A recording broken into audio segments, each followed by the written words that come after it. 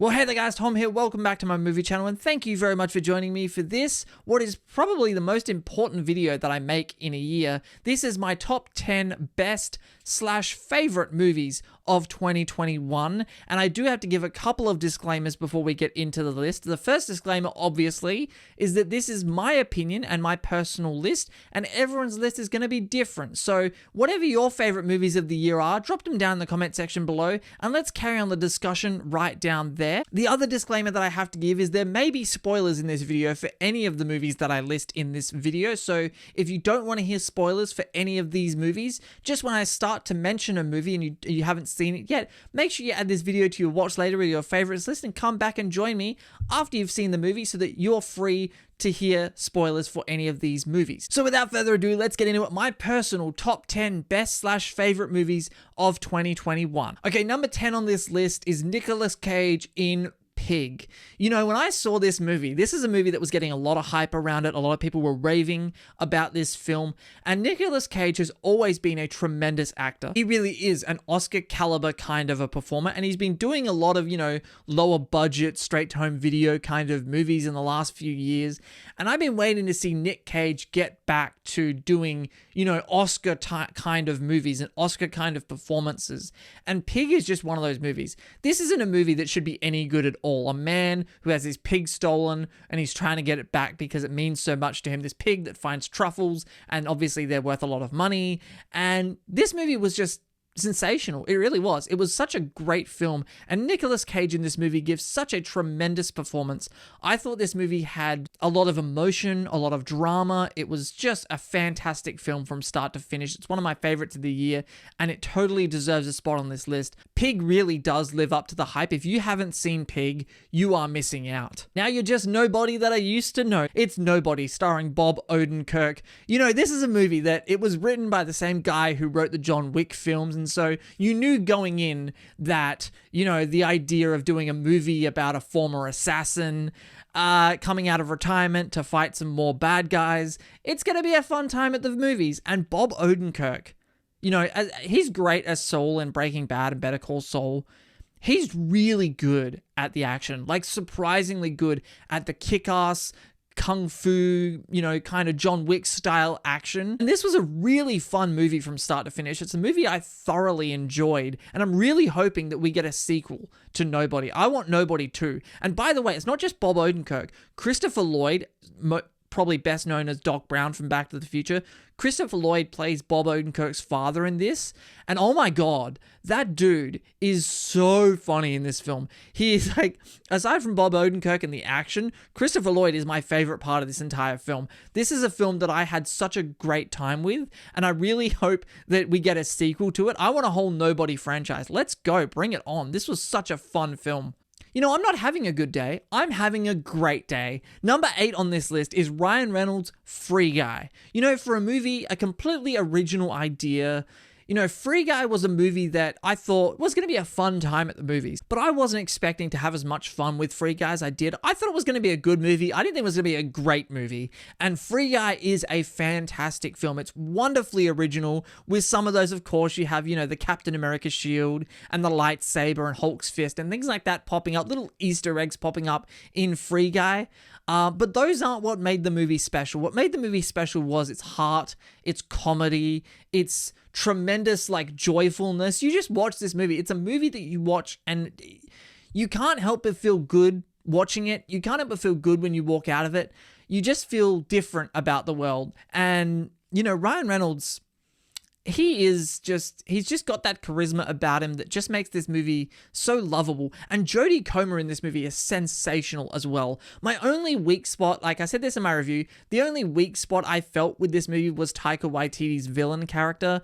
I didn't really like that part of the movie, but the good really outweighs, you know, that particular element of the film that I didn't like. And what made the movie more fun was seeing, you know, trying to pick out all the cameos that pop up in this movie. You have voice cameos, of course, from people like Hugh Jackman, and then you have Chris Evans showing up, and then Channing Tatum in this movie, by the way. I didn't even recognize Channing Tatum when he first showed up. The Channing Tatum character in this movie is so funny. I love that character. Like, I want a Free Guy spin-off of that character, and I'm so happy that they are doing a Free Guy sequel. Bring it on. Okay, in 7th place, we have the Will Smith movie King Richard. This was a film that, I know it's out in the US. It doesn't come out in Australia until the 13th of January, but it is a 2021 release. And this is a movie that I got to see a little bit of an advanced showing for. And this is a movie that I really did enjoy. This is a fantastic film. It is, of course, a biopic about not only Venus and Serena Williams, the tennis players, but more about their dad, Richard, played by Will Smith. And he is fantastic. If he does not get an Oscar nomination for Best Actor for this movie, then there's an injustice in the world. In fact, Will Smith should not only get nominated for Best Actor of the Year, he should win it. He is so good in this movie. I thought this was a beautiful film. I'm a sucker for biopics. I really do love a good biopic. And the young girls in the movie who play Venus and Serena Williams, they're also really fantastic in the movie. And then you have people like John Bernthal as well, playing the coach as well. All round, King Richard just works. It's a fantastic film. Again, another one that it's probably going to fly under the radar for a lot of people, but if you haven't seen King Richard yet, go out and see it when it comes out where you are, because King Richard's a fantastic film. Even if you know nothing about tennis, you don't have to be, in the tennis world. You don't have to know about Venus and Serena Williams very much to understand and to enjoy this movie, because it's just a very well-made movie. All right, next up we have Cruella. Cruella is one of the biggest surprises of 2021 for me. It's not the biggest surprise of the year. That's coming up in a minute. But it is one of my biggest surprises in 2021, because Cruella was not a movie that I was going in expecting anything from.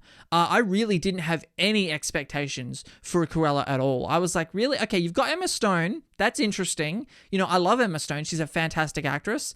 But really, you're going to do Cruella? Like, it just didn't appeal to me. Plus, you have the history that Disney has with the live action adaptations of being mixed at best. I mean, and then you look at, Maleficent, which, is a story about a female villain from Disney's back catalog that I didn't like.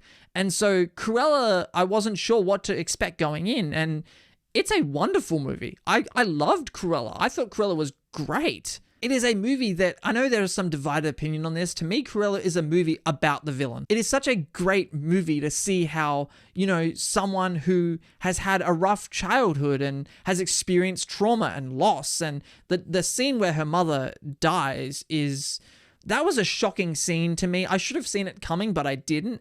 It was a very brutal scene, and seeing the journey of Estella, of Emma Stone's character, and turning into Cruella, and Cruella being this almost like this alter ego, people were jokingly saying it's Disney's Joker, but it kind of is Disney's Joker, except better, because I didn't like Joker. And I said this in the review, and I'll leave a link to that somewhere here too, that if you went into Cruella and you took away the Disney label off of it, I don't know, this movie feels so not Disney to me, and that's part of the reason why I loved it, even though I'm a big fan of what Disney does and their Disney-feeling movies, but Cruella was something different, and I really enjoyed Cruella, and there are, again, whispers of a sequel. Bring it on.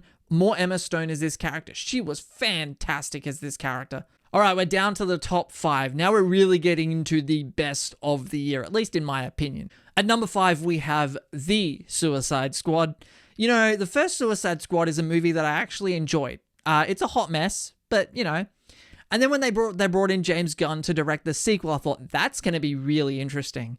And, James Gunn bringing his violent, crude humor to a Suicide Squad movie, it was actually a really good pairing, and it paid off. The Suicide Squad is so awesome. It's so violent. It's so funny. Margot Robbie's Harley Quinn, King Shark, Peacemaker. Bring it on. I mean, the Suicide Squad. It's just a fun movie. And one of the biggest surprise elements of this movie to me was Ratcatcher 2. Ratcatcher 2 is now up there in some of my favorite DC movie characters of all time. She was so good in this movie. And then you have Sylvester Stallone voicing King Shark. By the way, I really want a Bloodsport versus Superman. I want to see that movie about how Bloodsport shot Superman. Actually, another spin-off I'd like to see of the Suicide Squad is Bloodsport versus Will Smith's Deadshot, where they're both trying to kill each other, like a Mr. and Mrs. Smith kind of scenario. That to me just sounds hilarious. But yeah, the Suicide Squad, bring it on. Love that movie. Top 5, absolutely.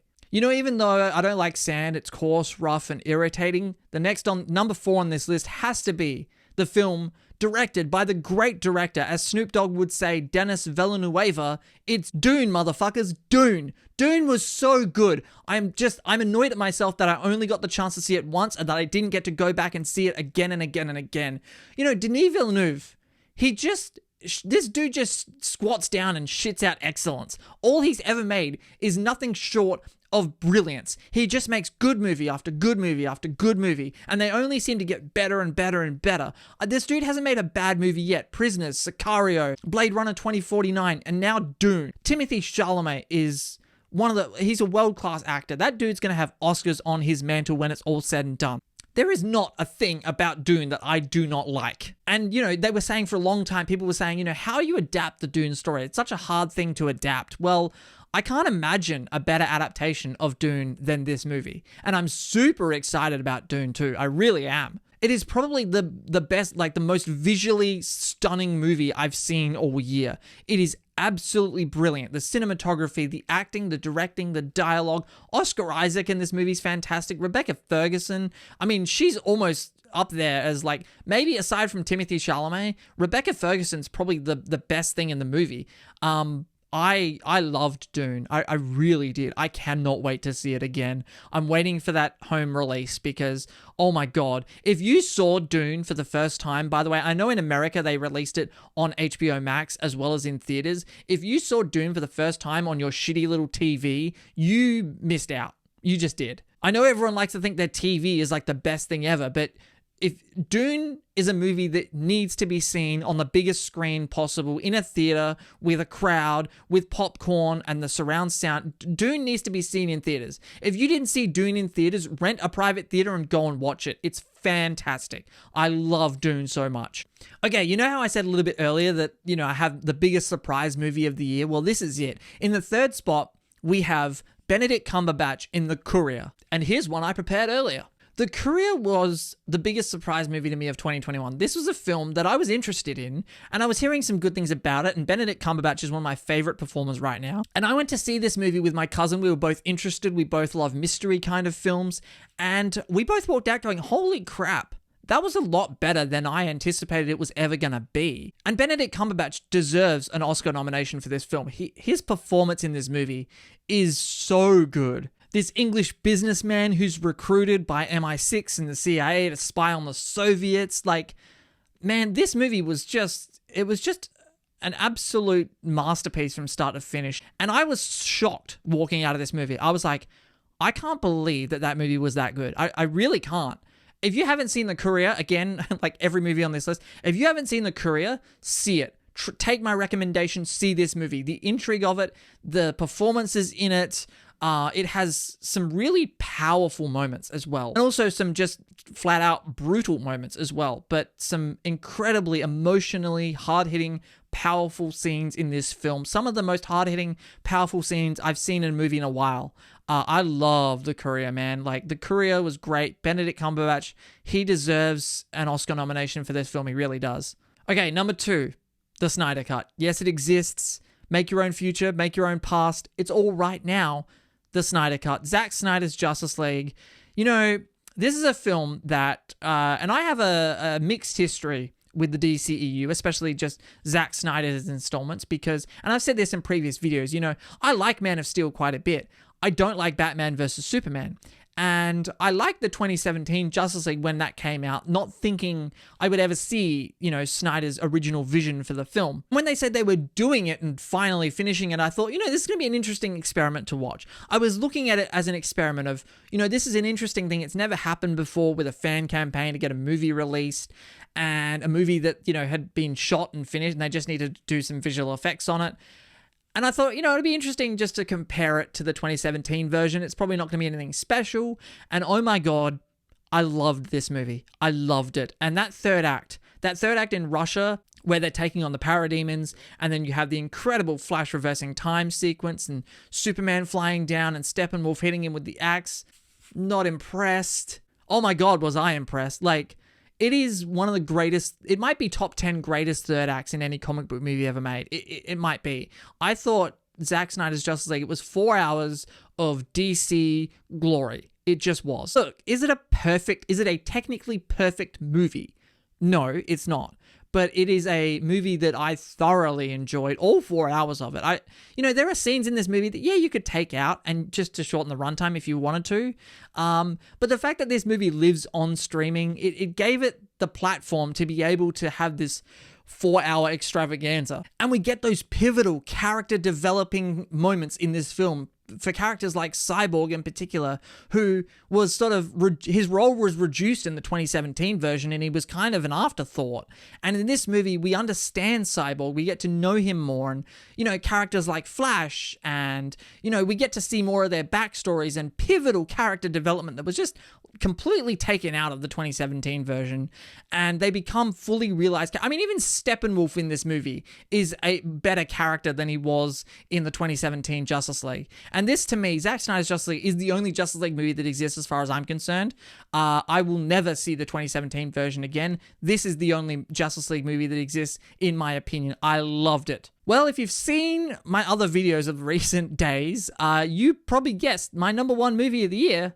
It's Spider-Man No Way Home. Again, not a technically perfect movie, but it is a movie that I don't think I've enjoyed a comic book movie this much since Avengers Infinity War.